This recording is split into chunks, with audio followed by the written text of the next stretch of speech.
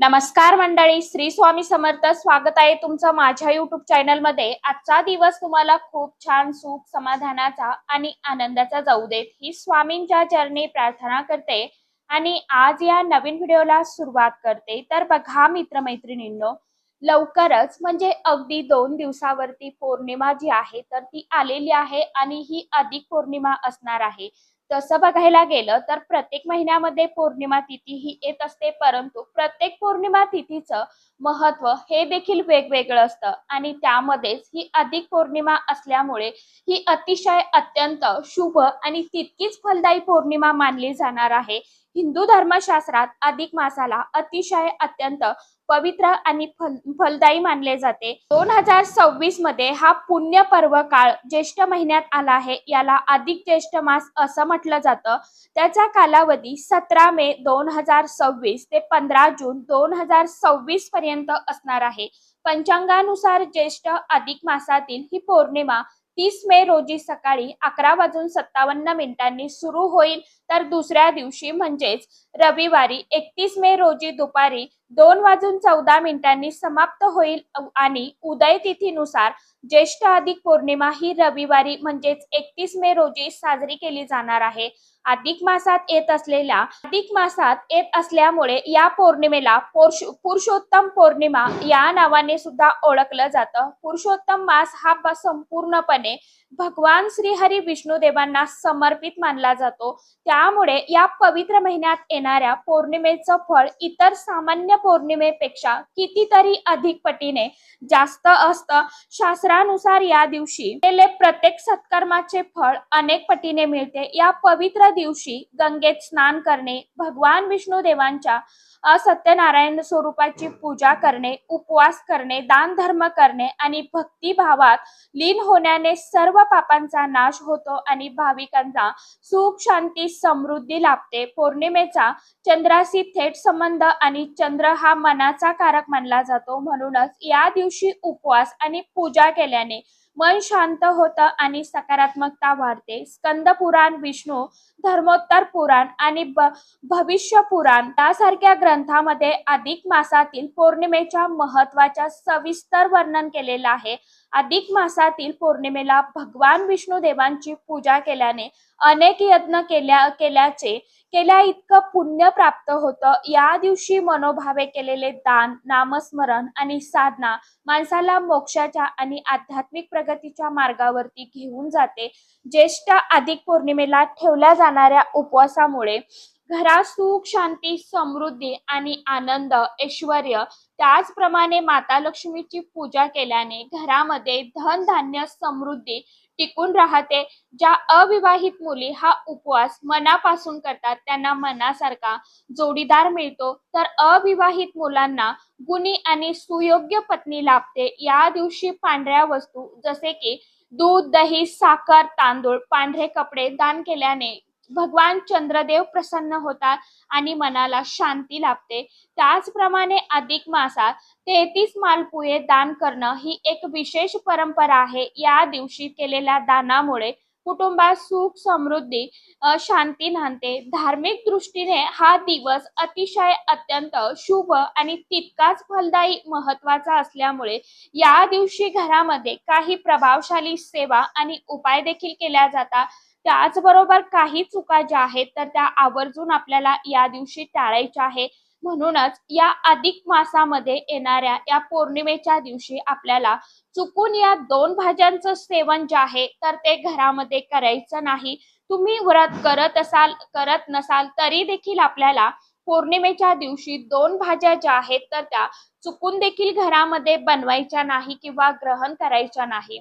तर या 2 भाज्यांचं सेवन केलं गेलं तर त्यामुळे माता लक्ष्मी ही आपल्या घरातनं काढता पाय घेऊन निघून जाते, ज्यामुळे आपल्या घरामध्ये गरिबी दारिद्र्य हे येऊ शकतं.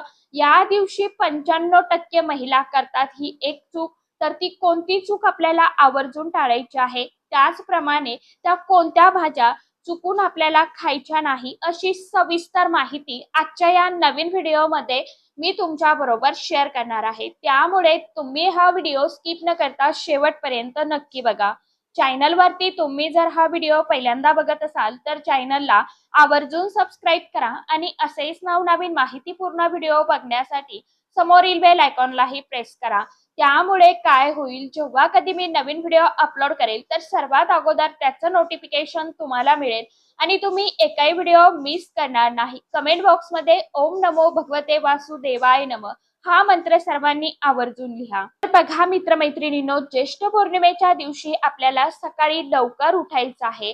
तसं बघायला गेलं तर या दिवशी तुम्ही जर ब्रह्ममुहूर्तावरती उठून स्नान केलं तर अतिशय उत्तम, परंतु आपल्याला ब्रह्ममुहूर्तावरती उठणं शक्य नसेल तर किमान आपल्याला लवकर उठण्याचा जास्तीत जास्त प्रयत्न करायचा आहे। त्याचबरोबर आपण ज्यावेळी उठतो तर त्यावेळी आपल्याला भगवंताचं नामस्मरण करायचं आहे, माता लक्ष्मीचं नामस्मरण करायचं आहे आणि छानशी आपल्याला भगवंताच्या नामस्मरणाने सुरुवात करायची आहे दिवसाला।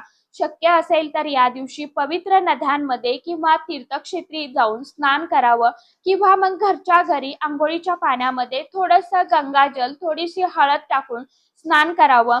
हे स्नान केल्यानंतर आपल्याला स्वच्छ वस्त्र परिधान करायचे आहे। घरातील आपली देवपूजा जी आहे, देवघर जे आहे तर ते पुसून घ्यायचं आहे। एक पाटावरती किंवा चौरंगावरती आपल्याला लाल किंवा पिवळ्या रंगाचा कपडा जो आहे कोरा तर तो अंथरून घ्यायचा आहे। त्यावरती भगवान विष्णुदेव आणि माता लक्ष्मीची फोटो किंवा मूर्ती जी आहे तर ती आपल्याला विराजमान करायची आहे। त्यांना धूप, दीप, पिवळी फुलं, तुळशीची पानं, फळं, मिठाई, तुपाचा दिवा आपल्याला लावून घ्यायचा आहे। भगवान विष्णुदेवांची आरती करायची आहे। त्याचप्रमाणे विष्णू सहस्रनाम आपल्याला पठण करायचं आहे। विष्णू सहस्रनामावली पठण करायची आहे। त्याचबरोबर विष्णू चालीसाचं पठण करायचं आहे आणि 108 वेळा ओम नमो भगवते वासुदेवाय नमः या षडाक्षर मंत्राचा किमान 108 वेळा आपल्याला जप करायचा आहे। पूजा करून झाल्यानंतर आपल्या प्रमाणे गरीब गरजू व्यक्तींना, लोकांना किंवा ब्राह्मणांना अन्न, धान्य, वस्त्र आणि दक्षिणा दान करायची आहे। अशा रीतीने आपल्याला ही पूजा सेवा जी आहे तर ती पौर्णिमेच्या दिवशी करायची आहे। त्याचप्रमाणे तुळशी मातेच्या पूजनाला सुद्धा विशेष महत्व हे दिलं जातं, कारण की बघा, तुळस म्हणजे साक्षात माता लक्ष्मी स्वरूप आहे आणि जर तुळशी मातेची पूजा केली तर मागील जन्माच्या पापांपासून आपल्याला मुक्तताही मिळत असते, तसेच आयुष्यामध्ये सुख, शांती, समृद्धी येते। पौर्णिमेच्या दिवशी भगवान श्रीहरी विष्णुदेव, माता लक्ष्मी आणि चंद्रदेवाच्या पूजनाला खास विशेष अनन्यसाधारण महत्व हे दिलं जातं। आवर्जून आपल्याला या दिवशी व्रत जे आहे तर ते करायचं। परंतु आता काही कारणास्तव तुम्ही जर व्रत उपवास करत असाल किंवा करत नसाल तरी सुद्धा या दिवशी आपल्याला कोणत्याही प्रकारच्या तामसिक पदार्थांचं सेवन करायचं नाही, जसं की मांस, मच्छी, अंडी, मटण जे आहे तर ते आपल्याला सेवन करायचं नाहीये। जर कळत नकळत आपल्या घरामध्ये कोणत्याही एखाद्या व्यक्तीने या दिवशी मांसाहार केला किंवा तामसी पदार्थांचं सेवन केलं तर यामुळे माता लक्ष्मी आपल्यावरती क्रोधित होते, रुष्ट होते आणि आपल्या घरातून काढता पाय घेऊन निघून जाते, ज्यामुळे आपल्या जीवनामध्ये दुःख, दारिद्र्य, गरिबी ही येऊ शकते। त्याचबरोबर या दिवशी तिळाचं सेवन करायचं नाहीये। तिळापासून बनवलेल्या कोणत्याही पदार्थांचं सुद्धा आपल्याला सेवन हे करायचं नाही। जर आपण स्वयंपाक करत असाल त्यामध्ये आपण जर तिळाचं तेल वापरत असतील तर ते सुद्धा आपल्याला वापरायचं नाही आहे। या दिवशी तीळ खाणं संपूर्णपणे वर्ज्य मानले जाते। त्याचप्रमाणे पौर्णिमेच्या दिवशी चुकूनही आपल्याला दह्याचं सेवन जे आहे तर ते करायचं नाही।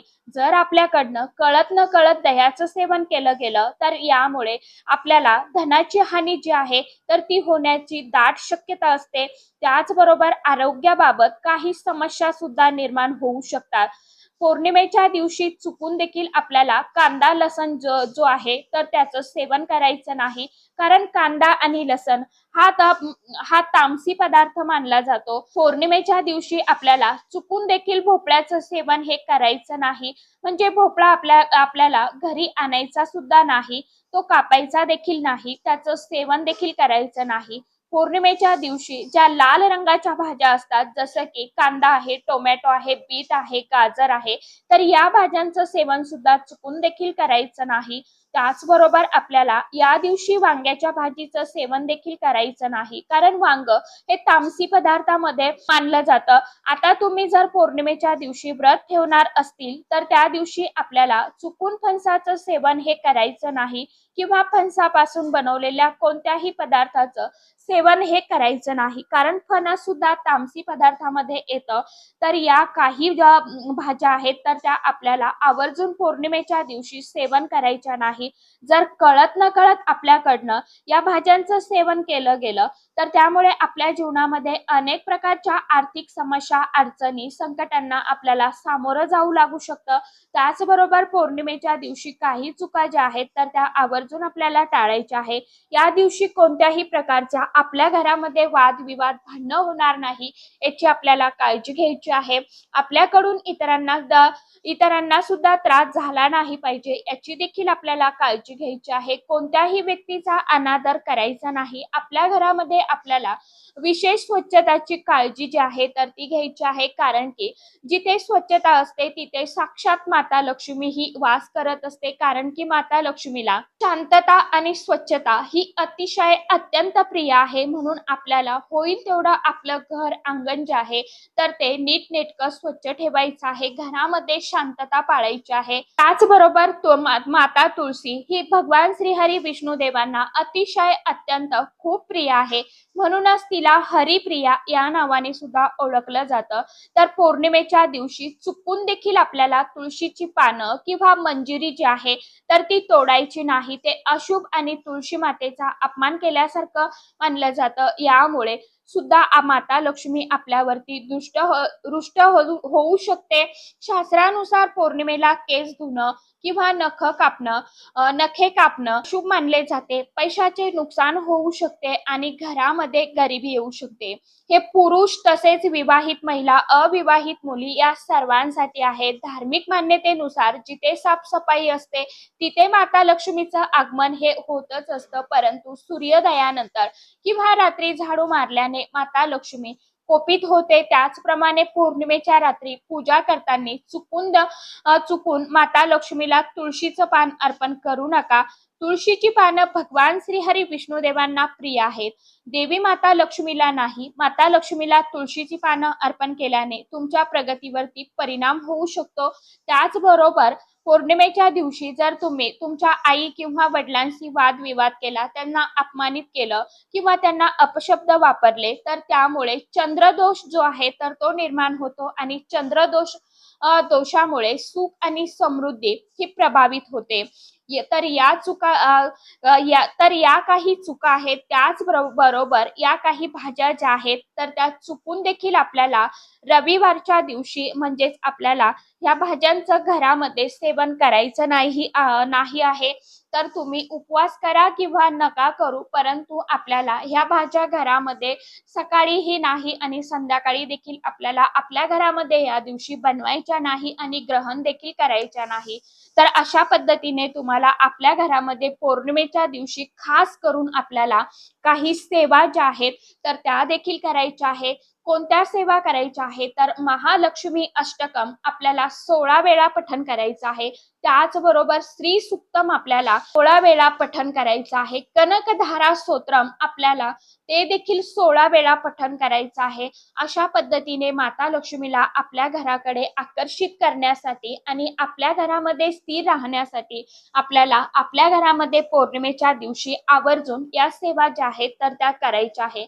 कारण की माता लक्ष्मी ही चंचल आहे, ती एका ठिकाणी कधीही स्थिर राहत नाही. म्हणून ती आपल्या घरामध्ये तिचा सदैव कृपा आशीर्वाद राहावा, तिने आपल्या घरामध्ये स्थायी स्वरूपात स्थिर वास्तव्य करावं. म्हणूनच आपल्याला पौर्णिमेच्या दिवशी आपल्याला आपल्या घरामध्ये सांगितल्याप्रमाणे या सेवा ज्या आहेत तर त्या देखील करणं गरजेचेच आहे. कारण की बऱ्याच वेळा आपण उपाय करतो, सेवा करत नाही, म्हणून आपल्याला त्या केलेल्या उपायांचं फळ जे आहे तर ते प्राप्त होत नाही. कारण की अशा या ठराविक तिथींवरती तिथींवरती ज्या काही नकारात्मक ऊर्जा आणि सकारात्मक ऊर्जा दोन्हीही तितक्याच प्रमाणामध्ये सक्रिय झालेले असतात. म्हणून आपल्याला खास करून अशा तिथींवरती आपल्याला काही गोष्टींची काळजी घेणं देखील तितकंच गरजेचं असतं. तर आशा करते व्हिडिओमध्ये सांगितलेली माहिती सर्वांना समजलीच असेल. ज्यांना काही समजलं नसेल त्यांनी कमेंट बॉक्समध्ये विचारू शकता. तर चला, आजच्या व्हिडिओमध्ये इतकीच माहिती होती. कशी वाटली नक्की सांगा.